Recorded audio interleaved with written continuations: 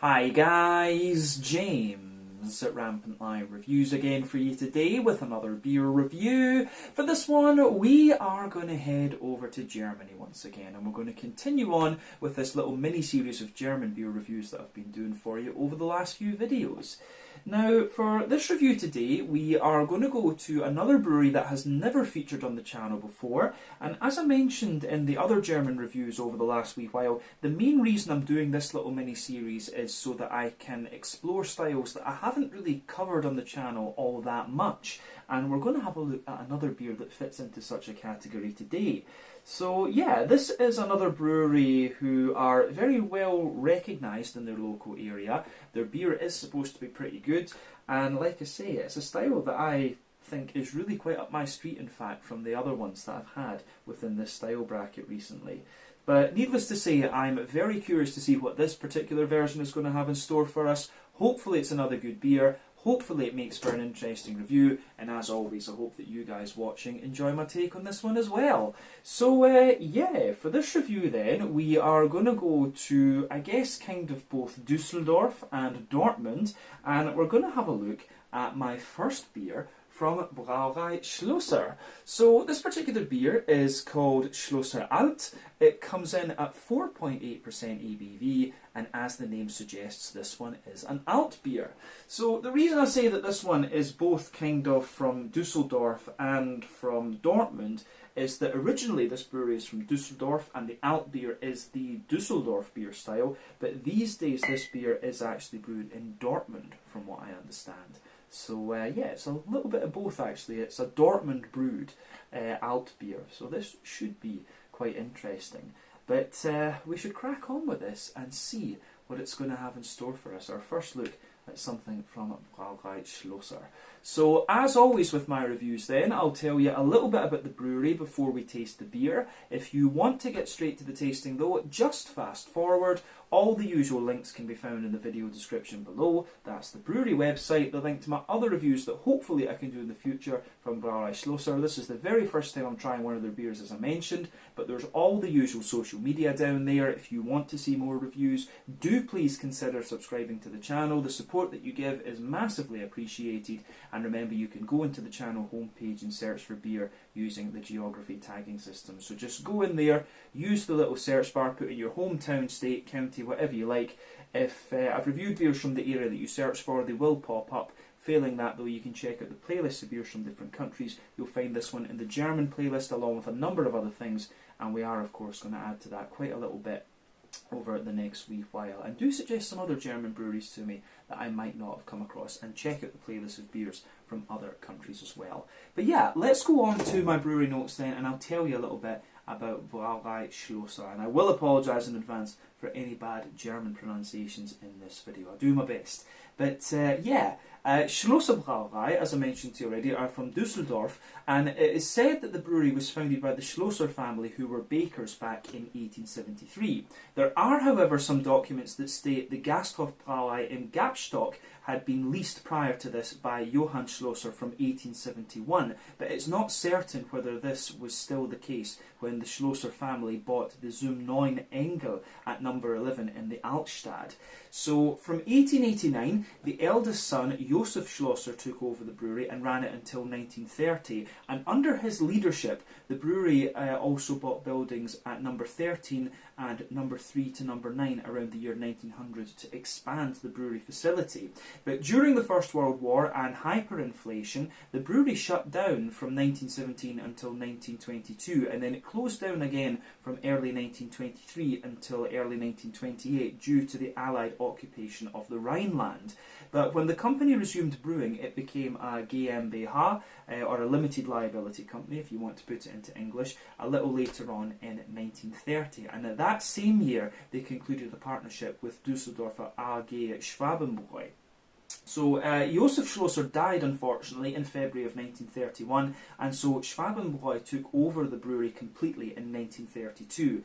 They expanded the company premises after they purchased number 1 in the Altstadt in 1933, and then they modernised the brewery with the construction of a new brewhouse the following year in 1934.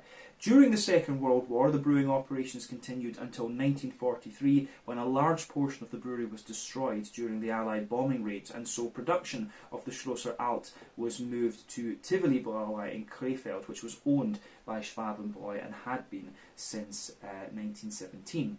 So the following year, the brewery and restaurant were reconstructed, and the Brauerei Schlösser was opened in November 1955. But over the next decade, Schlösser had a special relationship with the Düsseldorf Junges, which is a local history club, and this lasted until 1988, when the community hall attached to the brewery was demolished. So the ownership structure of the brewery changed several times after the Second World War. In 1969, Schwabenbräu and Brauerei Dietrich Hoffel formed the Düsseldorf Brauerei, and then the Dortmunder Union Brauerei joined this merger as the leading shareholder. And so in 1970, Schlösser was part of the Dortmunder Union Berliner Schultheißgruppe. But later in 1974, there was an internal reorganisation, and Dietrich Hoffel, Schwabenbräu and Schlösser were rearranged under the name Brauerei Schlösser. But the parent company was named Brau und Brunnen in 1988, and then in 2004, this Braun und Brunnen company was bought by the Oetker Group, which placed it under the umbrella of the Radeberger company. But from 1972, the Schlösser Alt beer was brewed in a brewery in Münsterstrasse until 2002, when the brewing was then moved to Dortmund. So like I said, this is a Düsseldorf Alt beer, but brewed in Dortmund actually. And the current manager of the Schlösser company is Peter Kapfer. So yeah, that was all the information I was able to find on Brauerei Schlösser. So yeah, quite an interesting history. And the thing that's interesting for me about these Alt beer breweries is they seem to be quite a little bit newer than a number of the other breweries that you'll find in different places in Germany. I don't know if that's the Kölsch breweries as well seem fairly new, so I'm not sure if that is just something to do with the kind of Rhineland region, if we can call it that in Germany, or whether it's just just the companies that survived or whatever. You find some really old breweries in different places in the country, of course. But as I say, that's everything I can really tell you about Brauerei Schlösser and the Schlösser Alt beer brand. If you want to learn a little bit more about these guys, you can check out the brewery website, you can follow them on Facebook and Instagram to keep up to date with all the latest goings on, and you can check out the Rate Beer, Untappd and Beer Advocate pages to learn a little bit more about all the different beers that these guys have done. So yeah, let's leave it at that for the history section, and we'll go on and have a little look at the beer itself. So as you can see on this one, the label artwork is actually pretty modern and pretty edgy. I have to say that's kind of cool actually, especially modern if you compare it to some of the other Alt beers that we've looked at in the last few videos. But there you can see the little top label on this one, and you also have something similar on the bottle cap with this beer. So yeah, it looks very nice, this one, I have to say. It's a .5 litre, of course, which is the standard for Germany for the most part. And as I said earlier, this one is a 4.8%, sorry, Alt beer. So let's get this guy out into the glass and see what it's all about. The Schlösser Alt from Brauerei Schlösser. So there we go. Let's get this guy out into the glass and see what it's all about. Now, the Alt beers should normally be drunk in, they can be drunk in like a tall stein, from what I understand, or they can be drunk in like a kind of taller tumbler type glass actually. But yeah, I don't have the correct glass for an Alt beer, unfortunately, so I decided to go with my Pilsner Urquell stein, if you like, because the main thing is you should have a thicker rim on the glasses so that you take a proper gulp of the thing rather than sipping it, from what I understand. So yeah, that was the reason why I chose to go with this particular glass for this one. It works quite well actually. with the alt beers in my experience. But anyway, as you can see, this beer has poured pretty much as we would expect from the alt beer style. So before the head disappears on this one, you can see that it's poured with about a 2/3 finger of a frothy, kind of slightly fawn coloured head. You've got 1 or 2 big bubbles sticking toward the side of the glass there, a few little ones going up toward the bottom of the head. But overall it looks quite nice. Actually, around this side of the glass there seems to be a little bit more of a steady stream of carbonation. But in terms of the colour of this beer, if I shine the light through it, it's got a nice kind of like coppery type colour to it. The other alt beers that we had a little look at had more of a kind of darker chestnutty type note to it. This one is certainly a little bit brighter in colour compared to the others actually. So remember, the colour of your beer depends on a few things. 1, the type of malts that you use. This goes a long way to determining your EBC rating. 2, the length of your wort boil is also going to play a role, because the longer you boil the wort, the more the sugars caramelise, and thus you get a darker colour of beer. But any barrel aging that you do or adjuncts that you put into the beer will affect its colour too, but often you don't have to care about that, or for the most part, you don't have to care about that when it comes to the alt beers. Very rare to add adjuncts into these things from what I understand. So yeah, appearance wise, the colour of this one and things like that, the appearance of this beer is not really a surprise when you consider the style itself. But yeah, definitely one of the brighter looking alt beers that I've seen so far. So yeah, just a little bit about the style, I would say. And if you haven't tried an alt beer before, for me, the flavour profile of these beers is quite similar to a German Dunkel in some ways. But also it can have a little bit of a kind of Bocky and Vienna lager type character to it as well. But remember, the alt beer is an ale. It's a beer that uses a top fermenting yeast. Remember, the difference between lagers and ales are that lagers use bottom fermenting yeasts at low temperatures. They ferment at 8 to 12 degrees Celsius. Ales use top fermenting yeasts and will ferment between 12 and 15 degrees Celsius, there or thereabouts. So yeah, the alt beer and the Kolsch are both ales rather than lagers. Actually, there's a few different ale styles around Germany, of course, but the Kolsch and the alt beer are probably the most prominent, I would say. So yeah, Hefeweizen as well as an ale. That's probably the other one. That's probably the most prominent ale style in Germany, in fact. But yeah, the flavour profile wise, as I say, quite similar to a Dunkel, with a little bit of bulky character sometimes. It just depends. Anyway, but in terms of appearance, as I say, nothing else to say. Let's have a wee look at the aroma of this one and see what it's all about. Oh yeah, aroma wise, this is pretty damn nice actually.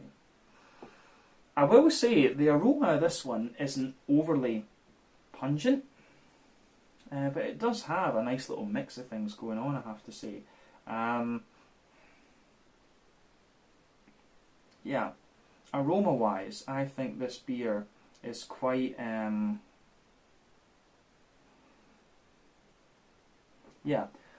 wise, this beer is really quite it leans towards the malty side, of course, which is what you'd expect from a brown beer, but it gives you everything you'd kind of want from the style. You've got a bit of bread crust and graininess in there, you've got a little bit of hoppy character, and you've also got a wee mix of fruit and things. But let's try and break this beer down and just describe the aroma for you a little bit more in depth. So the backbone of this beer is absolutely a nice kind of, yeah, it's a nice sort of wholemeal brown bready bread crust there. It's got a little touch of a rye bready bread crust character to it, but yeah, lovely kind of wholemeal brown bready character in there. A little bit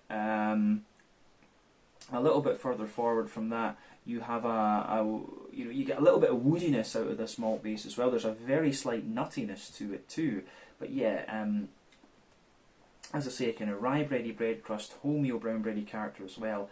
A little slight touch of woodiness and nuttiness and things like that. So yeah, aroma wise, I think this beer is really nice in that particular regard. So yeah, on top of that, you get a little bit of a kind of sweeter wholemeal brown bread in there. It's almost got a little bit of German kind of pumpernickel type bread in the aroma, to be honest with you. And then above that, there's little bits of brown sugar, so a little very slight touch of a kind of toasty brown sugary character coming out of this one. So yeah, absolutely a little bit of toasty brown sugar, and then above that you do get a little bit of a straight up sweet caramel out of this one, and a wee bit of McVitie's digestive biscuit as well. But as I say, the aroma of this beer is not the most pungent of things, but it certainly goes together quite nicely, I have to say. I do like how the appearance of this beer goes together actually, so big thumbs up from me.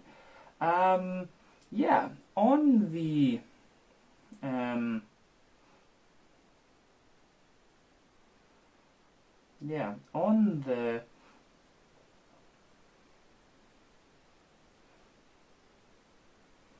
on the hoppy side of things then, I think we've said everything we really can about the malty side of the beer, to be quite honest with you. On the hoppy side of things, it's kind of what you would expect from German noble hops, to be honest with you. It's got a little touch of smooth earthiness to it. There's a wee bit of herbal character in there, and then moving further forward, you have a little bit of moving further forward from that, there's a little bit of a kind of floral character in there, and some nice wet grassiness as well. So yeah, I think it's a bit difficult to tell whether it's going to be Hallertau or Tettnanger hops, but these are the two major hop producing regions in Germany, of course. Tettnang in the south of Baden-Württemberg, and I think it goes into Bavaria a little bit, and then you've also got the Hallertau region which is all exclusively in Bavaria. But yeah, it smells to me like it's fairly kind of standard, like Mittelfrüh type hops that are in this one. You've got that little bit of typical smooth earthiness, you've got a little bit of herbal character as well, and then you've got a nice kind of bright floral aromaticity and a kind of wet, freshly cut grass type note out of this, but it has that little touch of zestiness to it as well. As I've often said, when it comes to German noble hops compared to, say, Slovenian or Czech noble hops, they tend to have this really smooth herbal earthy character behind them, but then they've got a little bit of a brighter floral and grassy note in comparison. The Czech ones are quite spicy, and the Slovenian ones are like very, very smooth all round in my experience. But yeah, aroma wise, this is absolutely lovely. On that green component note, when you sugar the beer up though, you do get a little bit more of an almost rye bready graininess coming out of it. So yeah, I like that about this one, I have to say. Yeah, aroma wise, this is pretty good.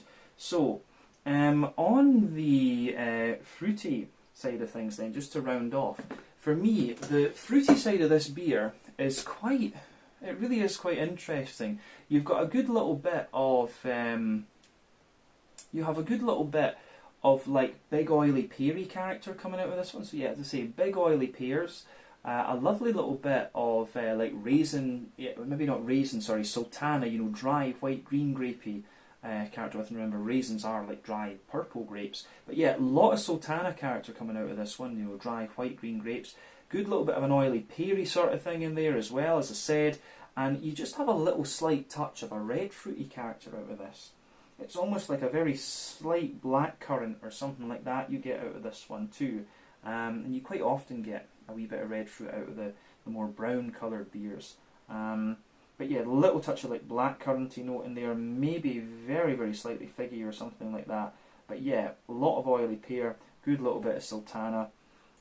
Yeah, I think the aroma of this one is very nice, and it's nothing surprising when you consider what style of beer it is as well. I think the very first alt beer that I ever drank actually was one that was done by Brewdog back in the day. They brewed quite a few of the different Belgian and German style beers a few years into their existence. So I think that the very first alt beer I tried was from Brewdog actually. But yeah. It's a style, as I say, that I wanted to explore for quite a wee while, and now we have the opportunity. But as I always say, take a bit of time to just ponder over the aroma of the beers before you get stuck into them. But I think it's about time that we have a taste of this and see what it's all about. So yeah, this one is the Schlösser Alt, coming in at 4.8% ABV, an alt beer from Brauerei Schlösser, actually brewed in Dortmund rather than Düsseldorf. So let's get stuck into this one. Slange, Skål, cheers. Prost.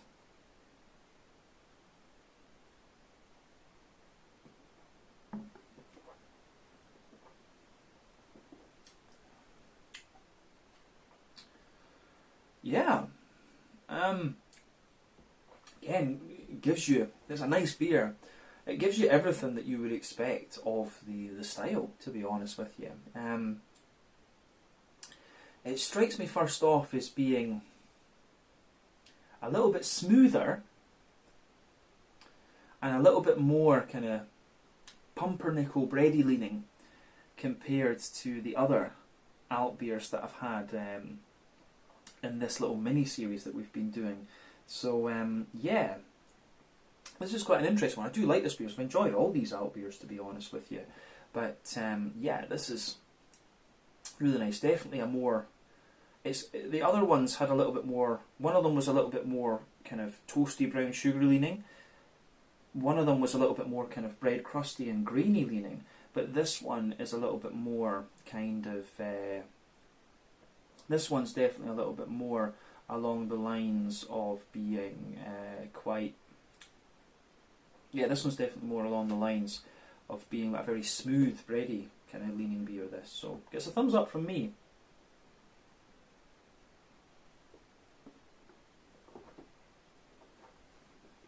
So, yeah, good stuff, this one. So it's a thumbs up for me. I certainly wouldn't hesitate to drink this again, but it gives you everything you'd expect from the style. The brown breadiness, the bread crust, a bit of toasty sweetness, nice little bit of smooth hoppy character, and then you've also just got that wee bit of oily fruity note to it as well. But let's break the beer down and describe it a bit more in depth, as we always do. So, middle third of your palate in this beer then. The backbone of that middle third of your palate, you've got a lovely little bit of a kind of smooth, no, not smooth, you've got a little bit of that more kind of grainy, wholemeal, brown bready bread crust there just forming the backbone of the beer. This does get a little bit more dry and grainy the further into the aftertaste that you go, which is nice. But then, yeah, the further forward on that middle third of your palate that you go, you get a little bit more kind of woodiness and things just coming out of the beer.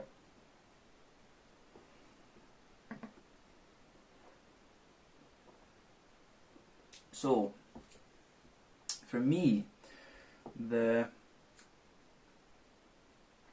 whole meal, above that you get, as I say, you get that bread crusty base, a little bit of woody character, some crackery notes in there, and then, yeah, some crackery notes in there, and above that, you do get, above that kind of crackery note, you get a wee bit of it. There is almost like a little touch of rye bread coming out of this beer in the base, and then above that you get another layer of like a sweeter pumpernickel type bread.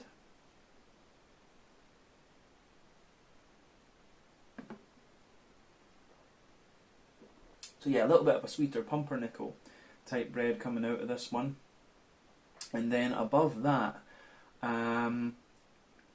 you get like a wholemeal brown bready type character coming out of the beer too, which I think is really very, very nice. So yeah, you can feel the layered bready notes in this beer. A good little bit of drier bread crust, little touch of a kind of crackery note in this one, wee bit of like a woody base, and then yeah, rye bread, which has a wee bit of sweetness to it, pumpernickel bread, and then a wee bit more of a kind of, yeah, wholemealy brown bread coming out of the beer too, which I think is great. Yeah, I like how this beer, I do really like how this one goes together. On top of that, you have a really nice kind of, on top of all of that, you've got a lovely little bit of a kind of toasty, brown sugary type character coming out of the beer. So yeah, a lovely little bit of toasty, brown sugary note in there. For me, pardon me, yeah, above the bread, that little toasty brown sugary base is followed up. There's a little bit of a drier brown sugary character in the middle. It's like you've got a little circle in the middle of your palate. So toasty brown sugary thing just sitting on top of the wholemeal brown bready sort of thing. Above that, you have a little bit of above that, you have a good little bit of a kind of sweeter. Yeah, you've got that more, it's almost like a slightly leathery, dry, brown sugary character, and then above all of that, in the dead centre of your palate, there's a little circle there which is a sweeter, more oily caramel, and that of course is the thing that's covering up the alcohol in the beer. And as you move further out from that epicentre of your palate, you get a wee bit more kind of McVitie's digestive, biscuity sort of thing coming out of the beer.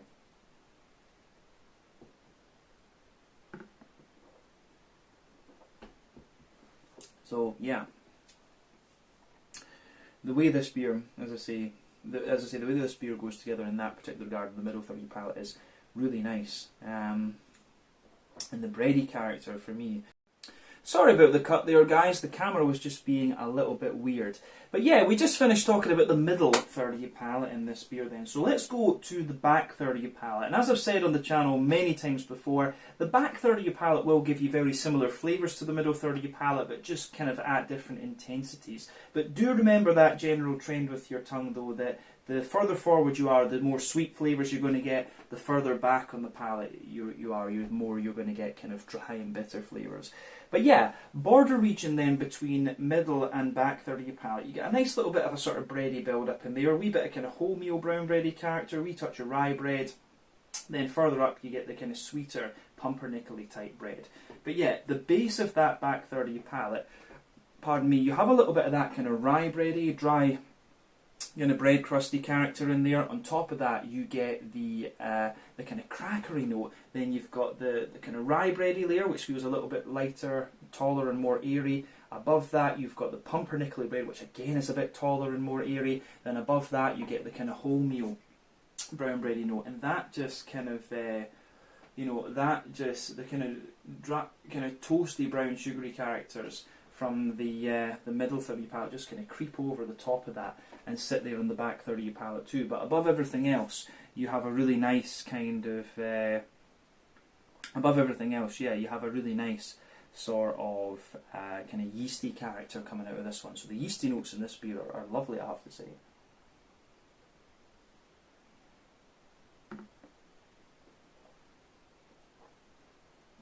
So yeah, the yeasty notes for me, you get a wee bit more of them the further out into the aftertaste you go, but you can feel above everything else you've got that more dense pumpernickel-y, it's like a really dense pumpernickel, doughy, bready type character there. It's got a wee bit of woodiness, a wee touch of nuttiness and a bit of crackery character to it, but it's almost like it's just wrapped in like a toasted honeycomb or something like that. But as I say, that lingers on top of everything else on that back third of the palate, and you can definitely feel that the flavour on that back third of your palate is taller. Then again, as you come further forward into the middle third of your palate, it just kind of condenses down and squashes together that little bit more, and it's really nice in that particular regard too.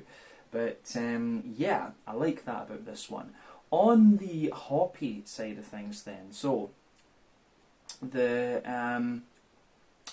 back corners of your palate in this beer then, we'll start with that green component. Back corners of the palate, you do get that nice little bit of smooth earthiness coming out of the beer. And it gets a little bit more dry and bitter the further into the aftertaste that you go. But as you move further forward from that, you've got a wee touch of herbal character there. And as you push toward the front corners of your palate, you get a little bit more of a kind of floral aromatic sort of thing coming out of this one, which is as I say, really quite nice. So you get a little bit more floral aromaticity out of the beer, and it's quite a bright floral aromaticity too. But round the front curve of the tongue, you get a little bit of that lighter, more grassy kind of note out of the beer, and it's a wee bit more oily in that particular sense, I would say.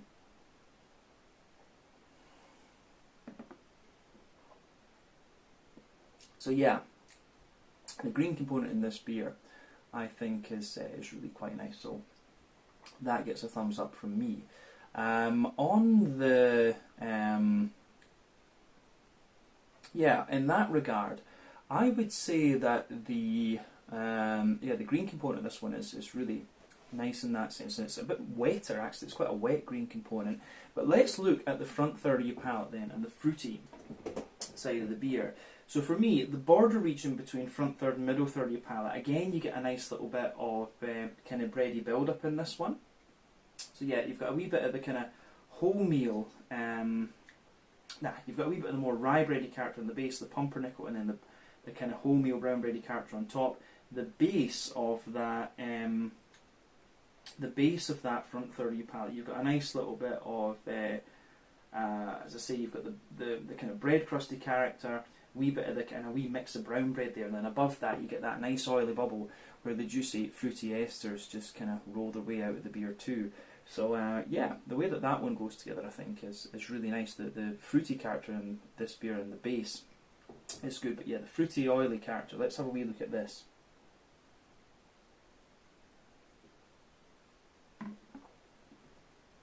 So yeah, again, this is giving you, in that fruity character, what you would expect of the style.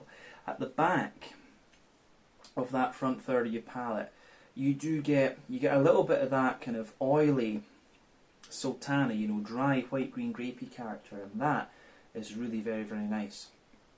So you have big oily notes in there. As you move further forward from that, you start to get more of a, you start to get a little bit of a more kind of oily, peary sort of thing in this one. And it's quite a dry, it has a good little bit of a dry, peary character to it as well underneath. So it's a bit oily and sweeter on top and a bit drier underneath. But then as you move into the kind of front half of that front third of your palate, you get like a little bit of an almost very slightly datey note out of this one. It's quite a dry and almost toasty, datey character that you get out of this. The wee bit of red fruit I was getting in the aroma, like a black curranty thing, that doesn't show up too much in the flavour.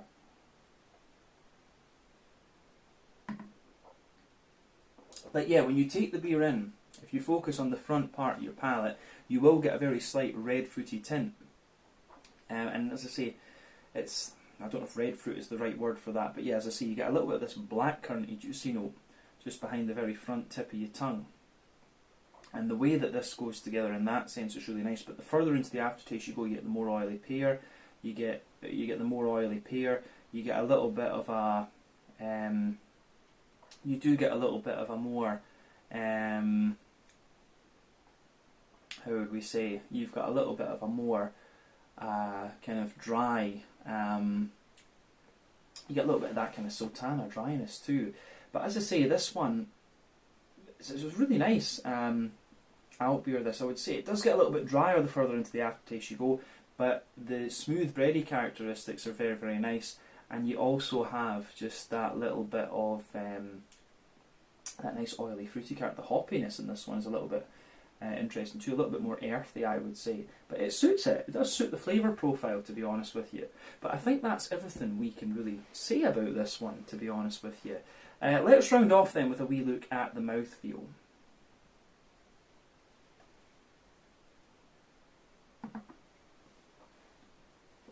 So for me, the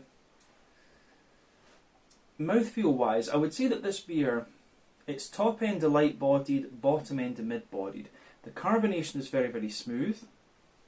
It does have a nice slight kind of oily slickness to it, which I think is great. Yeah, a lovely oily kind of slick character to this one. But then, above that, I'd say it really is. It's you can kind of tell. This is the main difference for me between the Dunkel and the alt beer in a sense. It's the thing that gives it away, if you like. It's really the mouthfeel. You can just feel this beer is a little bit thicker than a lager. It's got that slightly bigger oiliness and kind of slickness to it, I would say.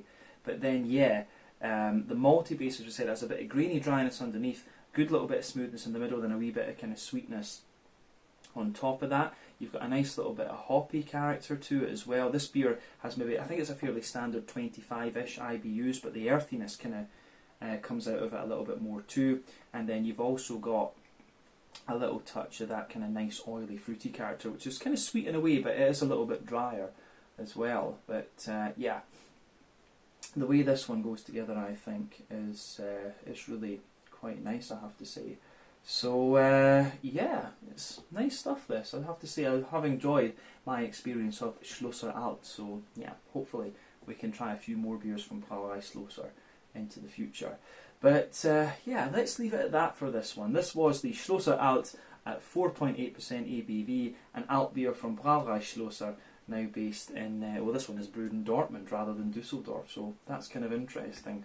So once again, thank you for watching my beer reviews. Until the next time, please like, subscribe, share, all the usual YouTube stuff. Let me know your own thoughts on this beer in the comments section below. Let me know what your favourite beers are from Brauerei Schlösser as well, and we will see about returning to these guys again at some point in the near future. In the meantime, check out my social media, check out Schlösser's social media, and I will see you guys very, very soon. Slàinte, skål, cheers, and I'll see you guys in the next review. Ciao just now.